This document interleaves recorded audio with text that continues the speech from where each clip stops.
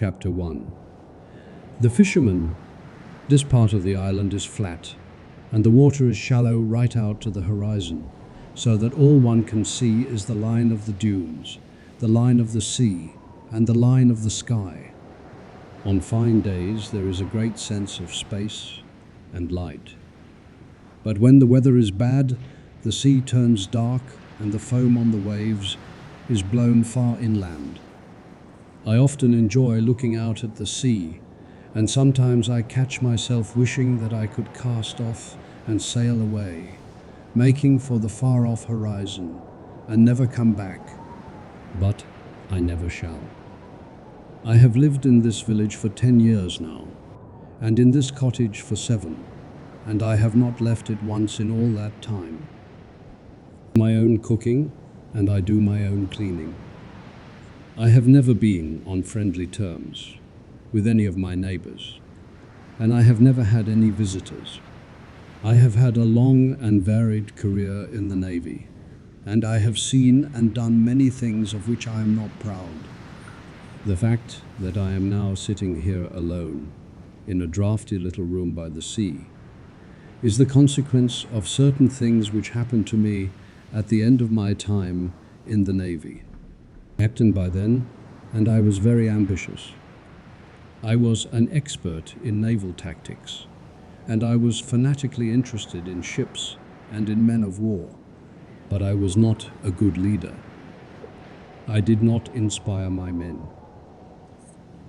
I did not rally them round me.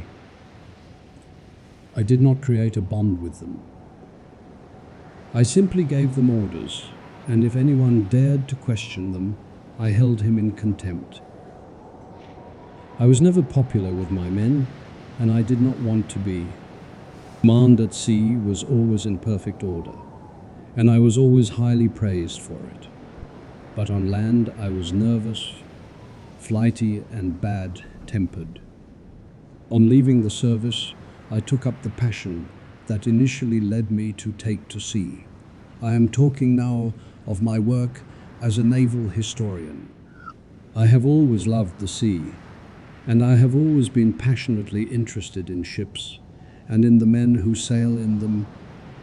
So I spent a great many years of my life in the archives of the great maritime museums, such as those of the United States, England, France, and the Netherlands, copying out documents, collecting photographs, reading old journals, and writing long dry and eventually dusty tomes.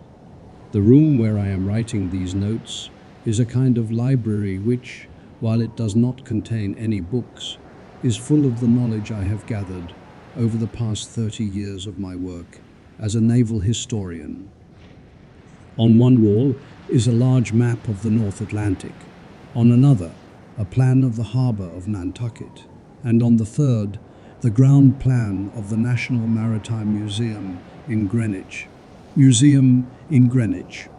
The fourth wall is occupied by cupboards and drawers full of journals, of the logs kept by captains, of ships' muster rolls and paybooks, of letters and other documents,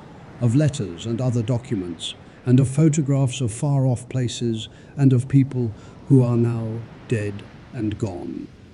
In addition to this, there are a great many models of ships, some of them several feet in length, which were built for me by an old Dutchman named Claus Stoke, who died a few years ago.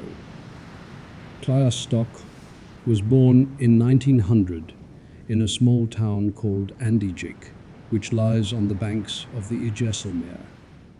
As a young man, he had always wanted to cross the ocean, but then, after his father's death, he had to take over the family grocery business, which he ran for more than 50 years before retiring.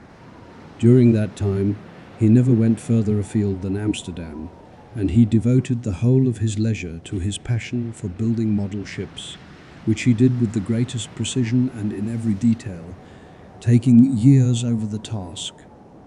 The room where I work is in a cottage on the edge of the village. From the window at which I am sitting now, I can see out over a wide expanse of the sea. The land here is low-lying, and the beach runs down to the water like a gentle slope. The waves break alongside the cottage, and not far from here there is a sandbank which is exposed at low tide. On stormy days, when the wind blows from the east, it looks as if the sea is being driven right up to the foot of the cliffs. The spray rises so high that it obscures the view of the horizon. Today, however, the wind has dropped, and the clear water is running in towards the beach, in long, smooth swells. Far out to sea, these swells become higher and more pronounced, and they break into white crests, which are visible for miles around. At times, an entire hillside of dark water will rise up without any warning, and then slowly subside. The sea is colored a deep blue and green, and here and there, where the light falls differently, it changes hue and turns almost black. There are also occasional patches of a pale, almost chalk white color, which stand out against the darker water. It is remarkable how quickly these changes come about. A moment ago, the sea was almost black, but now it is glowing with a kind of phosphorescent light. In its shimmering whiteness, the water looks like a curtain of silk. And before you know it, the color has changed once more. The sea, this beautiful, ever-changing sea, that one day is of leaden hue and another is green and turquoise, and yet another is sparkling white and grey, is always the same sea that moves in the same way. It is said in my native country that all things are bound together, and that one thing passes into another and is part of a greater whole. This is no doubt true, but the difficulty is that we do not know how to gauge the elements that constitute the whole, and so we continually slip up and make erroneous generalizations. For example, it is said that the sea is constantly changing its colors, but in our quest for simplicity we consider it as being more or less blue. We say that the sea is never still, but most of the time we regard it as stationary. It is said that the moon rules the tides, but how is it that the moon has such power? The answer is that we do not know, and indeed that we cannot find out. It is said that sailors are able to read the night sky, but what do they do when the stars are obscured? We do not know, nor can we know. Thus, our knowledge is always just on the point of becoming ignorance. There have been days, many of them, when I have sat at my desk looking out over the sea and fallen asleep without knowing that I was asleep. It is as if the room in which I am sitting becomes a kind of antechamber to eternity, and the outward gaze which I direct towards the horizon or onto the beach is the last step before I take an excursion into the land of death. On one such day, when I had fallen asleep without meaning to and had dreamt of an enormous, terrifying wave that was coming towards me, I woke with a start and, for a few moments, was not sure where I was. Then I remembered what had happened. I went to the window and looked out over the sea once more. And all at once, it was as if I were still dreaming, for there, far out across the water and partly hidden by the mist, was the huge dark blue wall of water that had terrified me so much in my sleep.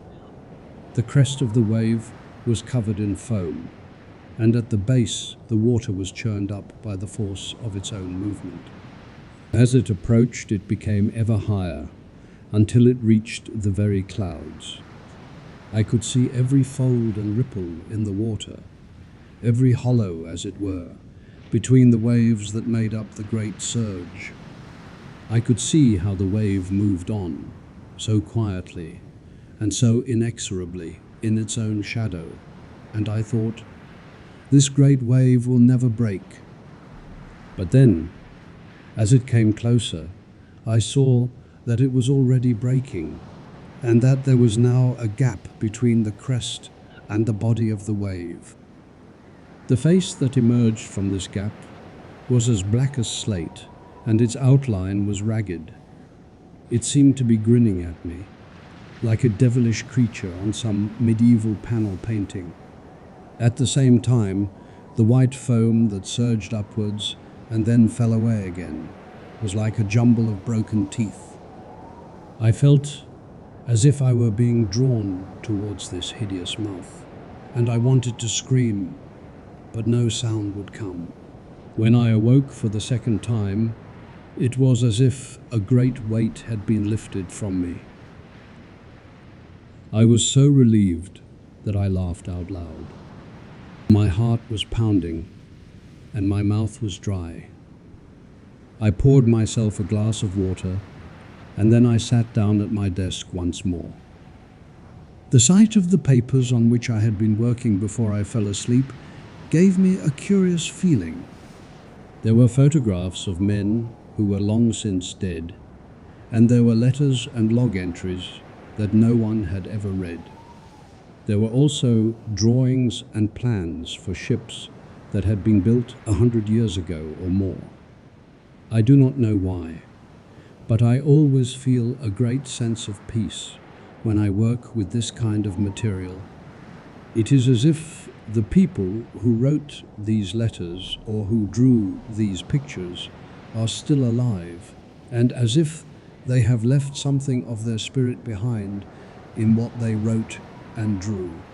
And so I leafed through the papers, and all at once I found something that seemed to be of relevance. I found the following account in a letter dated 31 December 1864, which an American whaling captain wrote from the island of Kusai, which lies in the Caroline Islands. In his letter, the captain reports that on his previous voyage he had put in at the same island and had been told that there were 2 survivors of a shipwreck living on a tiny island not far from the shore. The ship to which they had belonged, so the story went, had broken up one night during a typhoon, and the 2 men had spent many hours in the water before they were able to reach dry land.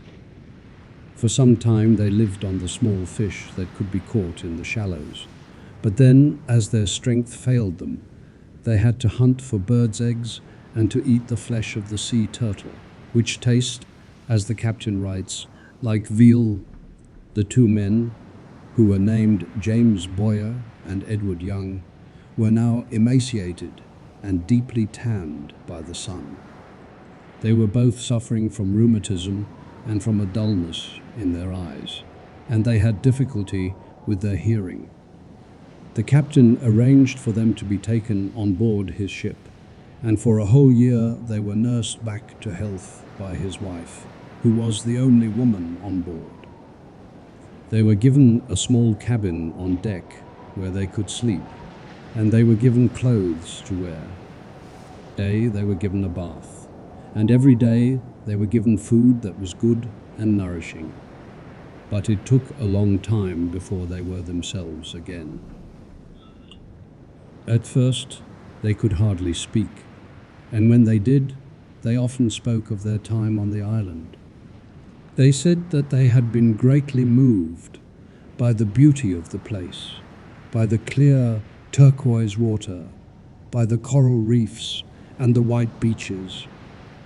And yet, they said, they had never been so unhappy in their lives as they were then. They would often sit together in the evenings, gazing out over the sea, and they would talk about the great wave that had come towards them on that fateful night.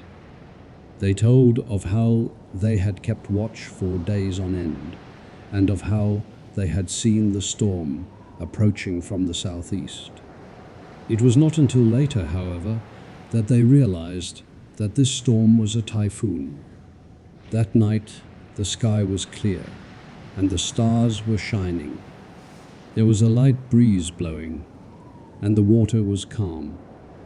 All at once, a black line appeared on the horizon, and it was not long before the wave came towards them.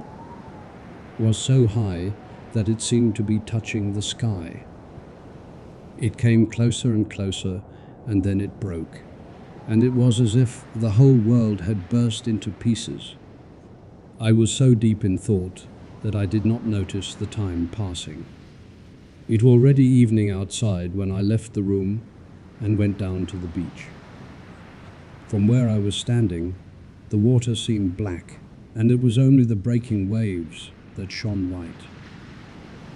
At my feet, there were pebbles, and further up the shore, there were flat stones, some of them of a bluish color, and others gray. There were sandy patches too, and pools of water that had been left behind by the retreating tide. The light was fading fast, and the horizon had vanished completely. The world was now divided into two parts. The part that lay close to me, which was filled with strange shapes and dark shadows, and the part that lay beyond, which was invisible. I walked on this way for some time until I came to a rocky outcrop where I stopped. There was a small pool of water at the foot of the rocks, and I could see my reflection in it. The face that looked back at me was the face of an old man. I watched the reflection for a long time, and then I went on my way again, climbed over the rocks, and made my way across the sand. Before I knew it, I had walked for miles. The tide had gone out, and the beach was as wide as a street. The skarkening and the stars were starting to come out. It was a clear night, and the Milky Way stretched from one end of the heavens to the other. On and on, almost as if I were in a trance. The wind blew through my hair, and the air was so fresh that it stung my eyes.